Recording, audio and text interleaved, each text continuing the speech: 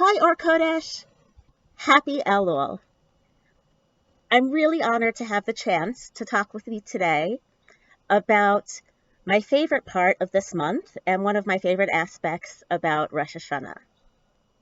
And that is the traditional sounding of the shofar done every morning in the month of Elul. My family loves the shofar. In fact, when my children were young and they had their little toy shofarot, they took it with them everywhere. And Jonathan and I actually had the rule that was no blowing the shofar when Ima and Abba are driving. But now that they're a little more grown up, we just blow it like normal people in the morning, either before the kids go to school or before they go off to activities for the day. So what does the shofar mean to me during the month of Elul and during the high holiday season? I usually find a lot of meaning in the traditional definitions of shofar and the traditional reasons for why Jews blow it. So the shofar expresses the anguish that Sarah felt when she heard about the Akedah, the binding of her son Isaac, and the sacrifice that God asked from her and her husband. Or it expresses the fear and trembling of our people standing at Sinai waiting for revelation. Other times, for me, it expresses the call to wake up and do tshuva, to repent and turn back to God and turn back to doing what I am supposed to. And of course, it is usually a call of celebration that enlivens my heart and makes me think of how joyful a coronation for God might be. This year, however, with a global pandemic, things are different. I don't need a shofar to feel anguish. We all feel it at the 170,000 people who have already died of COVID-19 in our country. We feel fear and trembling already when we think about what might happen to jobs as this pandemic continues, and we worry about things like sending our kids to school or going to the store or other seemingly innocuous but possibly dangerous activities. And we don't necessarily feel the joy or the drive to change that we once did. Joy will come later when we're done grieving, and a drive to change, well, right now, a lot of us are really struggling just to pull through every day. So what then to make of the shofar at this time of a pandemic? I want to share with you actually one story, a Hasidic tale, that has brought me comfort almost every Rosh Hashanah season, and I find especially comforting this year. As many Hasidic tales go, it starts with a king who had a single son whom he loved very much. For a reason unexplained in the story, the king sends the son out to a foreign land. Perhaps the son is sent in order to study foreign cultures and learn different languages. Whatever the reason, the son travels and doesn't follow the way of the king. He makes local friends, not the kind of friends parents might want their kids to make, and he doesn't behave in the best manner. He goes through his money, he forgets the ways of the court and how to behave as a prince, and he forgets even the language of his home country, the language he spoke with his family, with his father. Many years later, the king himself, who is traveling, happens to visit the country where his son is now living. The king long thought the son had died and had mourned him. The son still remembered his father and went to go greet him. However, the son didn't know how to speak with his father. His father was speaking a language the son no longer recognized, and the son was speaking a foreign language that the father didn't understand.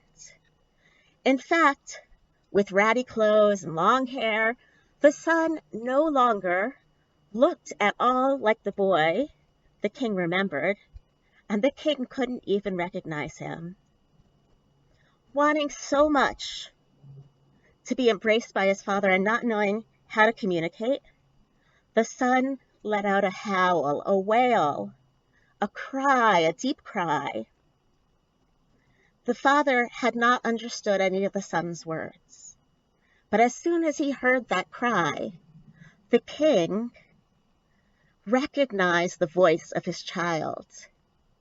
And not only that, but the king also recognized the predicament his child was in. The cry gave the king wisdom. And through this wisdom, the king felt compassion towards the problem his son faced. This story,